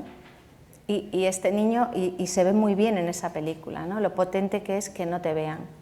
Y hay chavales, este niño, por ejemplo, generaba una situación de agresión hacia él, porque lo peor que le podía pasar es que no lo vieran. Entonces, si le pegaban no era un problema, pero si no lo veían, no existes.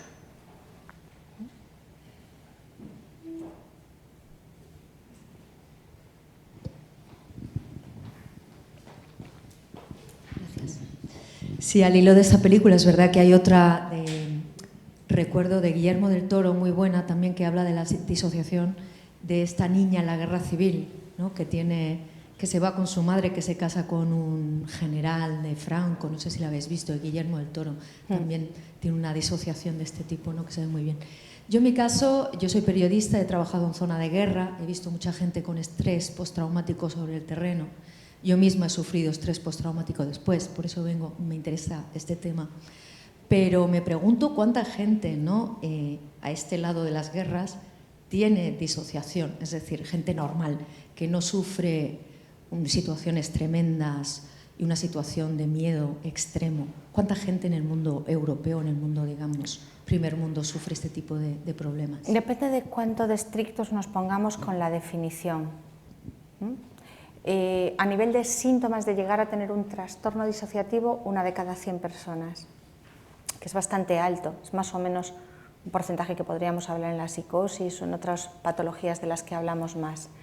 Síntomas, mucha más gente, porque una cosa es tener un síntoma aislado, aquí disociarnos podemos disociar todos, ¿no? Si tenemos una situación suficientemente impactante vamos a tener alguna sintomatología de este tipo, porque nuestro cerebro, por suerte, tiene fusibles y de vez en cuando saltan, ¿no?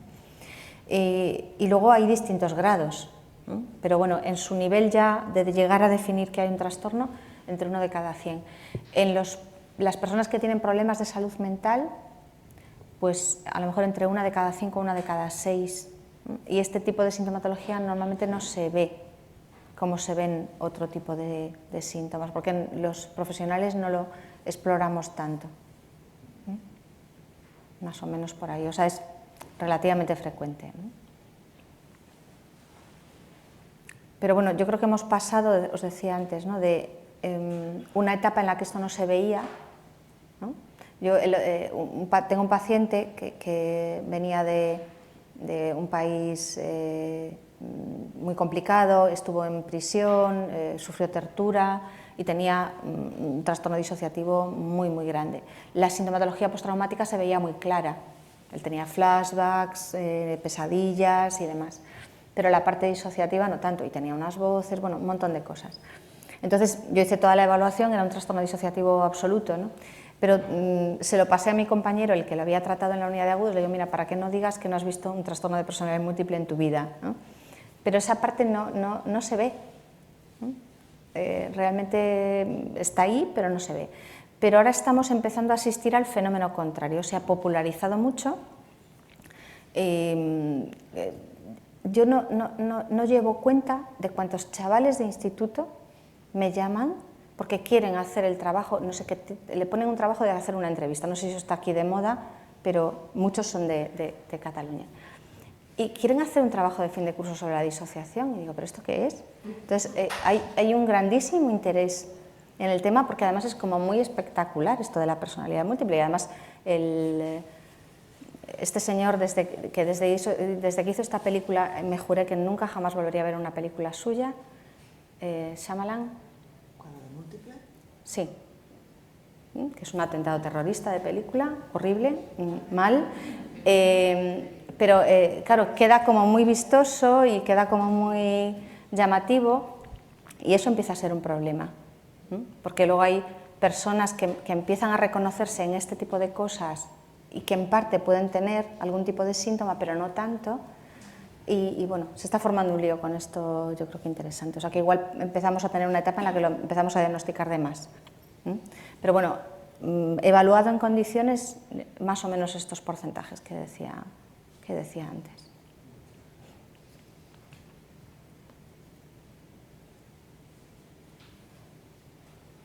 ¿Nadie?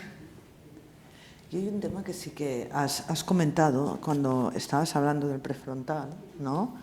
Del prefrontal, la coherencia, ¿no? Cuánto es más importante muchas veces, creo yo, ¿no? A ver qué te parece a ti, que a veces insistimos, sobre todo los profesionales que trabajamos en infancia, en que vayan todos al psicólogo. Si no van al psicólogo, los ven al psicólogo una vez por semana, vamos mal, ¿no? Y en cambio, el contexto que envuelve a estos niños no es coherente, o sea, porque prefrontales, por ejemplo, los que viven en centros, pues tienen un montón, ¿no? Sí. Y cada uno trabaja de una manera diferente. Y cuán terapéutico puede ser, pues el bocadillo, el desayuno, la comida, ¿no? Sí. El ir al colegio más que a lo mejor la psicoterapia. Bueno, es que por ejemplo, los educadores están todo el tiempo, en muchos micromomentos, momentos privilegiados además, ¿no? Cuando el niño se coge un cabreo están ahí y están en ese momento. Y el conseguir un cierto nivel de coherencia, a ver, tampoco nos vamos a poner fantasiosos, ¿vale? No vamos a tener una coherencia absoluta, pero que no vayamos de distinto palo, ¿verdad? Porque si estamos trabajando la incoherencia, el sistema no se puede permitir el lujo de no ser lo más coherente posible. Y varios profesionales en la misma línea, en muchos de esos micromomentos, tienen un efecto súper potente, porque estamos empezando a sembrar coherencia. Hay dos personas distintas que en dos momentos diferentes me han dicho lo mismo. Entonces, algo empieza a encajar, ¿no? Y esa recuperación de la coherencia es central aquí, ¿no? Estamos en los niveles de trauma más graves, en los estilos de apego más desorganizados, y la coherencia es fundamental. El psicólogo, bueno, puede hacer un trabajo más intensivo, pero muchas veces lo que vamos a ver a veces en las consultas es que el niño en la consulta está así. En cambio con el bocata es otra historia. Y lo que puede hacer el psicólogo es, después de mucho tiempo, sí que es importante que vayan con frecuencia, porque claro, si nos pasa como en la sanidad pública, ¿no? Que lo vemos una vez cada 3 meses, pues ni se acuerda cómo te llamas, ¿no? Entonces ahí realmente no se puede hacer un buen trabajo, pero a los psicólogos que trabajan con estos casos saben por experiencia que les cuesta un mundo que el chaval pueda llegar, ¿no? A entrar un poquito en el problema y a confiar mínimamente.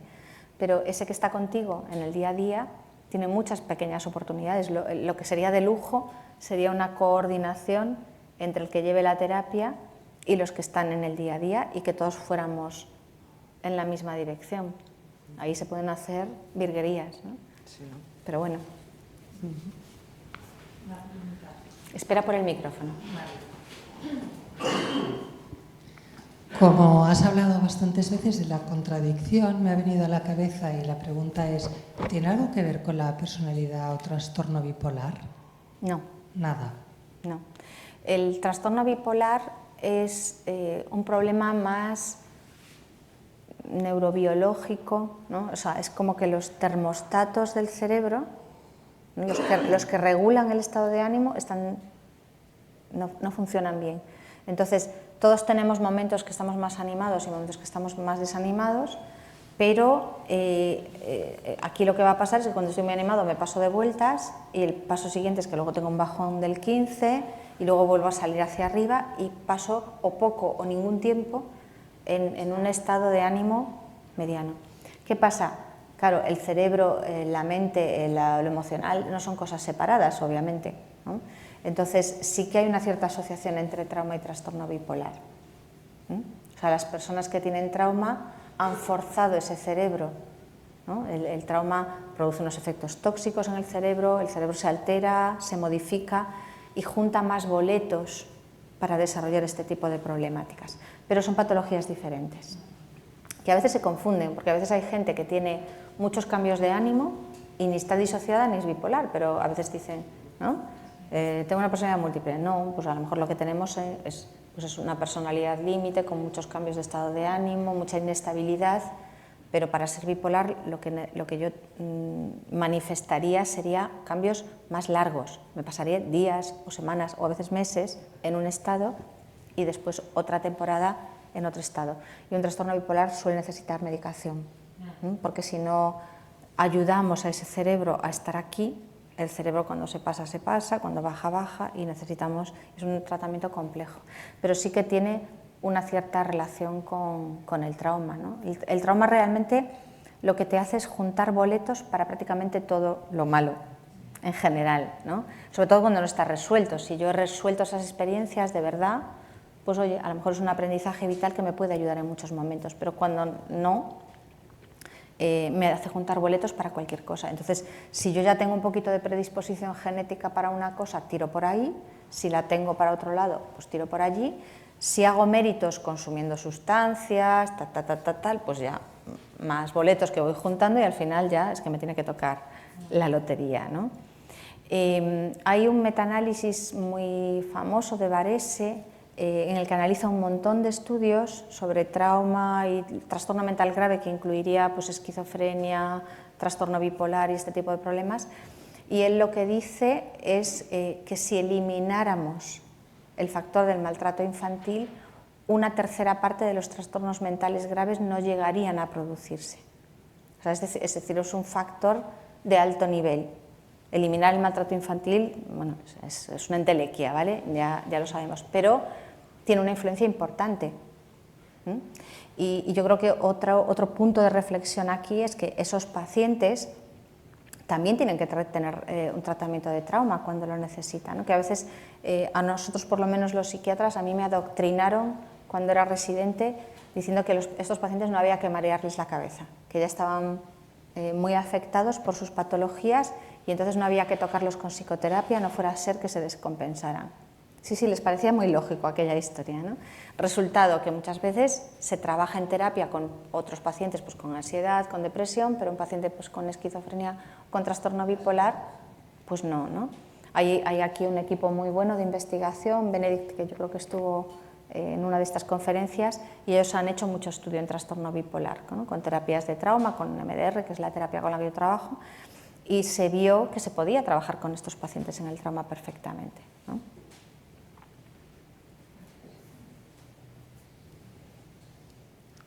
Antes has hablado de, me ha gustado mucho lo que has dicho, trabajar con el trauma sin hablar del trauma. Sí.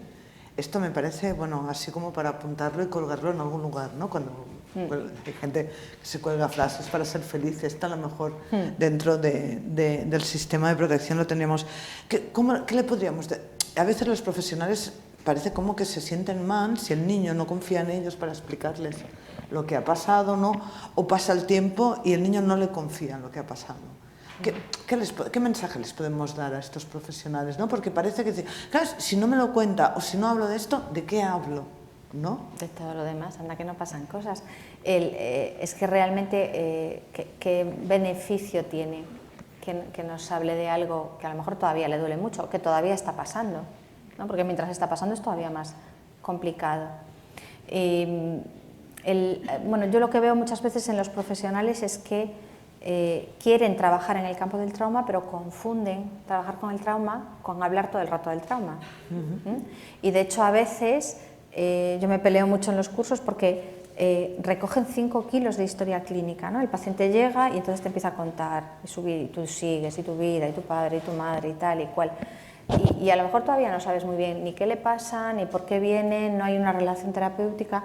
¿Cómo se va a meter alguien a hablarte de las cosas más dolorosas que le han pasado si todavía no es capaz de confiar en nadie? ¿Y por qué va a confiar en ti si es que no se fía de nadie? Si ese es precisamente una de las cosas, ¿no? Entonces, a los pacientes una cosa que es importante decirles es que no se tienen que fiar de nosotros, que no se tienen por qué fiar, ¿no? Ahora que sí, yo por lo menos suelo decir que a mí me gustaría que no me hagan pagar el pato de lo que le han hecho otros, es decir, tú y yo de momento no hemos tenido ningún problema, cuando lo tengamos por favor me lo dices. Y si meto la pata, pues yo lo corrijo o lo disculpo, y si no me lo dices, a lo mejor me creo que lo estoy haciendo estupendamente y lo estoy haciendo fatal, ¿no? Pero no tienes por qué fiarte de mí. Ahora, como conmigo todavía no has tenido ningún problema, intenta no cabrearte conmigo por lo que yo todavía no te he hecho, ¿no? Necesitamos poder establecer un mínimo de confianza que no la tienen ni por qué traer puesta, ni desde luego no nos la deben, porque es un síntoma suyo. No viene de serie. No viene de serie, claro, claro. Es complicado, la capacidad de confiar no es fácil de recuperar, o no es fácil de desarrollar, que a lo mejor no han sabido ni lo que es, ¿no? Porque no han conocido a nadie. Cuando se nos forman los modelos mentales en la cabeza, cuando nuestro cerebro aprende cómo es el mundo, lo que pasa ahí sienta las bases de una predicción de lo que va a pasar después. Entonces, si yo crezco con personas de las que no te puedes fiar, mi conclusión es, esto es el mundo. Y aunque luego me encuentre con otra cosa, claro, cualquiera con quien me encuentre va a meter la pata, entonces eso confirma mi predicción. Y de hecho ya voy a estar yo encargado de mirar por dónde me la van a jugar, con lo cual es mucho más fácil que acabe sacándole cualquier tipo de efecto a cualquier persona, porque perfectitos, claro, no somos nadie, ¿no? Claro, porque los adultos ya les han roto la confianza, ¿no? Y entonces la confianza pues no... Sí. No. De hecho, por ejemplo, cuando viene una persona, un chaval, un adulto, y empieza a embalarse a contarte un montón de historias, yo lo suelo frenar, ¿no? Por ejemplo, a los 5 minutos le digo, mira, tú, esto que me estás contando, ¿te está sentando bien contármelo? Párate un minuto a ver si te está sentando bien contármelo. Y si me dice que sí, pues lo dejo seguir. Pero frecuentísimamente me dicen, no, me está revolviendo. Y bueno, pues no hace falta. O sea, yo no necesito los detalles, no me tienes que contar nada que no me quieras contar, ya me lo contarás cuando sea el momento. Y el sentir que hay un freno les da una sensación de contención. Porque si no, a veces parece que las personas que han sufrido traumas tienen la fantasía de que si voy y me vacío, ¿no? Si voy y vomito todo esto en un sitio me quedaré liberado. Y resulta que no funciona así, claro. Porque lo que necesito es alguien que me ayude a hacer la digestión de todo esto. Si no, puedo vomitar porque el estómago sigue mal y seguimos en la misma, ¿no? A veces esto también puede venir contagiado un poco por la creencia de lo que sirve, de lo que es ir a un psicólogo o ir a hacer psicoterapia, ¿no? Que si vas y no puedes hablar, pues bueno, pues que no es bueno, ¿no? Que tienes que ir ahí y vaciarlo todo. Y entonces a veces esto también, sobre todo, lo vean los chavales, ¿no? Los adolescentes, como que si van y encima no pueden hablar, cuando vuelven a casa se sienten como que son peores, ¿no? De lo que eran antes. Y entonces, bueno, a lo mejor tenemos que explicar lo que es la psicoterapia de otra manera, ¿no? Para que esto... Bueno, porque a lo mejor es lo que creen que se espera de ellos, pero si se les dice que no... Claro, ¿no? es importante. Pero o sea, si pensamos en el tema del autocuidado que decía antes, las personas que vienen de este tipo de experiencias relacionales problemáticas no saben lo que es cuidarse. Esto significa que no saben lo que les viene bien y lo que les viene mal. Entonces hacen cosas a veces porque creen que las tienen que hacer, porque creen que es lo que se espera de ellos, pero no porque les hagan bien. Por eso la pregunta de ¿te está sentando bien decirlo o no? Es importante porque es algo que a lo mejor ni se les pasa por la cabeza. Claro. ¿No? Se supone que... ¿no? Y generalmente los pacientes suelen expresar bastante alivio con esto, ¿no? Porque dicen, ay, no lo tengo que contar. No pasa nada, ¿no? Que luego te lo van contando, pero no es una obligación, no es algo como que necesariamente tenga que ser así. Perdona, que en muchos casos... Espera, que no te sienten. Es por los que están fuera, porque si no, yo te oigo perfectamente, pero que en muchos casos los chicos de centro es su presentación. Están acostumbradísimos a explicar claro. a todos los profesionales, a todo el mundo, esa historia dura, sin integrarla o sin que nadie haya podido hacer ese trabajo. Claro, a veces yo creo que también porque se les pide. Yo veo que a veces en las rutinas que hay en los centros, las inercias, se crean unas dinámicas de trabajo que nadie sabe muy bien quién se las ha inventado, ¿no? Pero parece como que es tradición, ¿no? Y algunos me comentaban, ¿no? Es que hay chavales que ya han pasado por no sé cuántos y tienen que volver otra vez, pero porque está como instituido que es así. Esto es el hola, buenos días, espera que te cuento yo mis traumas, ¿no? Pero como dices, muchas veces esto no hace que hayan elaborado absolutamente nada, tienen un relato desenchufado de esa historia y la cuentan siempre igual, y la podrán contar 100.000 veces que no se soluciona. Sí. Y eso de que lo expliquen así también a veces hace pensar a los profesionales o a la gente que tienen delante que no es cierto, ¿no? Porque como lo explican tan alegremente, a mí me pasó esto, me pasó lo otro, ¿no? Luego se les tacha como de que son un fraude. Bueno, esto es un síntoma disociativo clásico, el que tú cuentes algo grave sin conexión emocional es sintomático, ¿no? Porque significa que hay un cierto nivel de desconexión. En cuanto de aquellas cosas que parecen o que se viven como ciertas, no lo son, ¿no? Claro. Tenemos que hacer a lo mejor... Otro síntoma es la convicción, ¿no? La convicción, alguien que está muy convencido de algo tiene un problema. ¿Estamos de acuerdo en esto? La convicción es psicopatológica mientras no se demuestre lo contrario, ¿no? Si pensáis en gente muy convencida de lo que dice, ¿no? El problema es que hay veces cuando ves a alguien que está muy convencido de lo que dice, a veces te acaba contagiando, ¿no? Te parece que si está muy convencido de lo que dice es que es verdad. Y una persona reflexiva no dice las cosas con convicción nunca, tampoco con duda extrema y constante, sino que, bueno...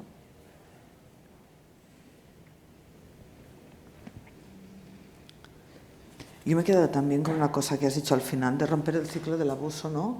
¿Cuáles son las estrategias o qué es aquello que parece ser que sirve para que el ciclo no continúe? Los que trabajamos hoy, hace muchos años que trabajamos en el sistema de protección, hemos visto a veces ya no sé cuántas generaciones de, bueno, pues que hemos conocido al abuelo, ¿no? Pero además, bueno, tienen hijos jóvenes, ¿no? Yo, bueno, me viene a la cabeza una familia pues, que he conocido a 4 generaciones, ¿no?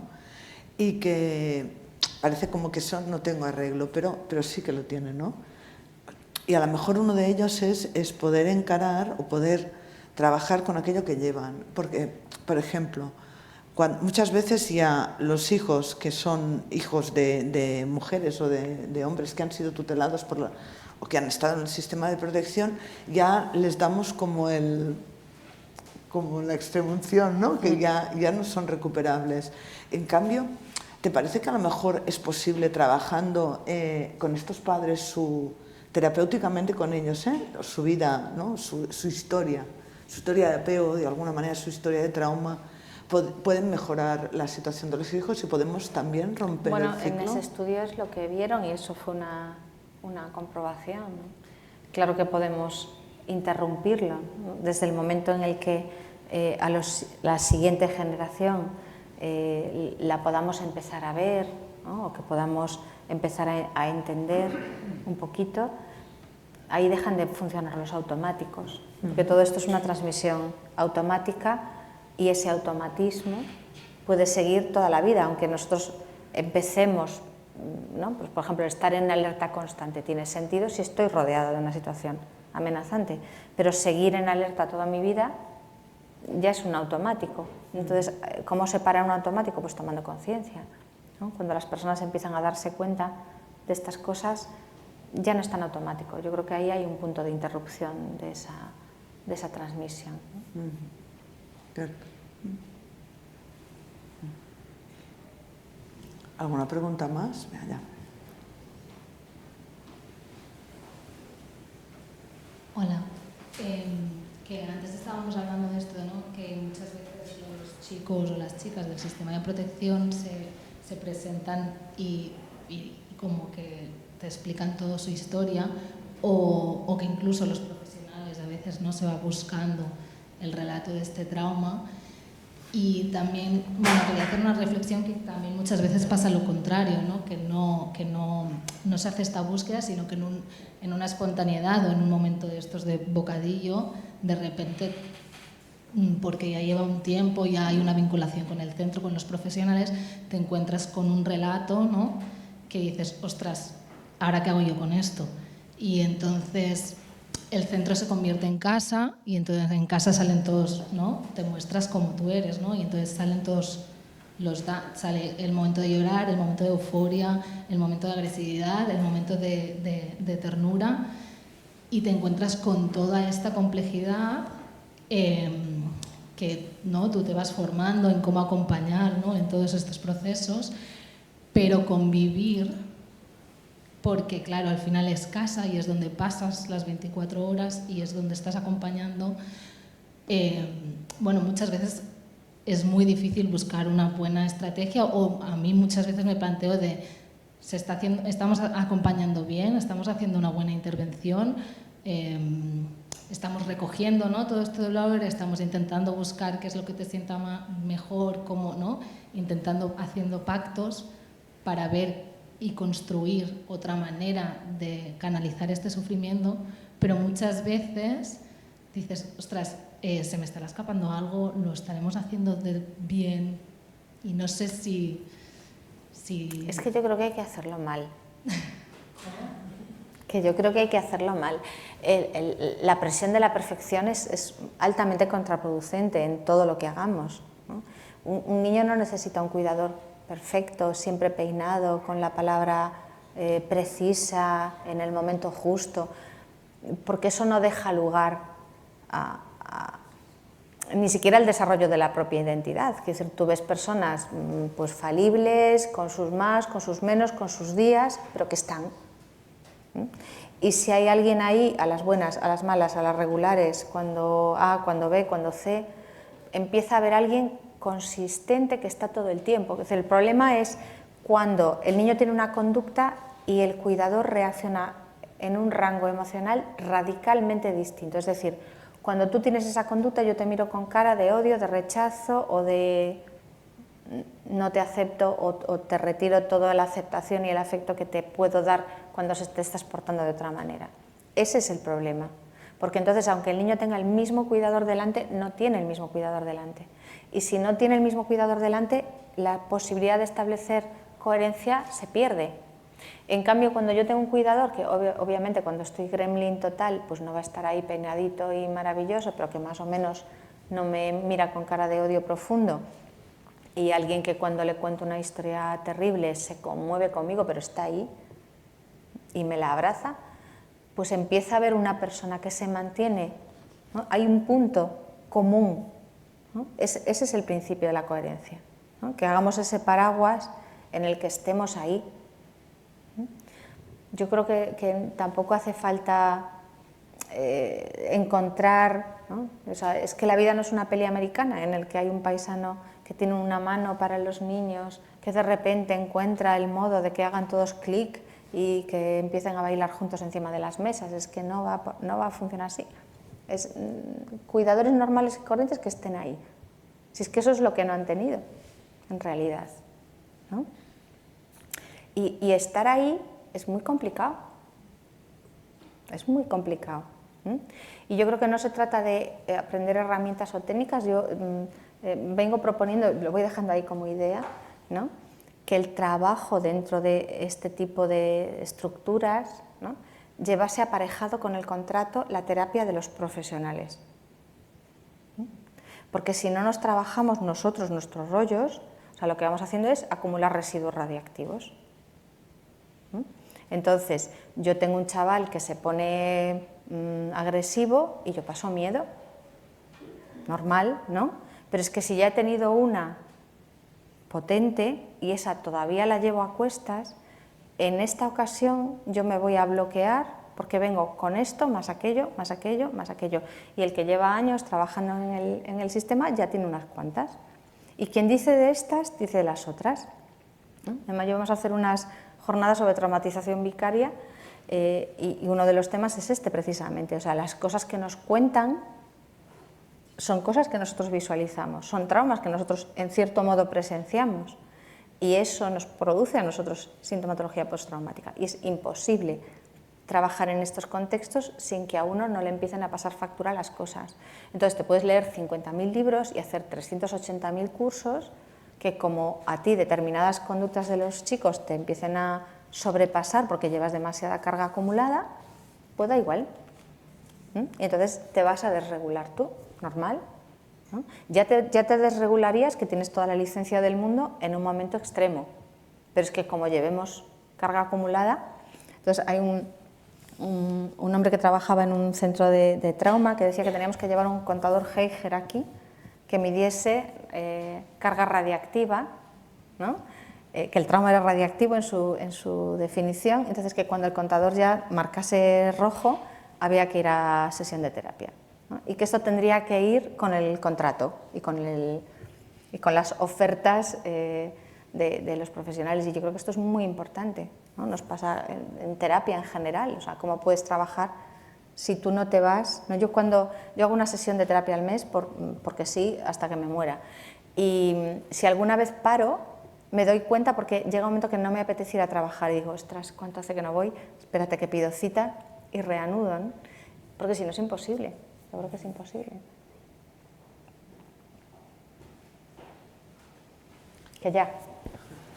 Bueno, pues nada, terminaremos ya, ¿sí? Muchas gracias, Anabel.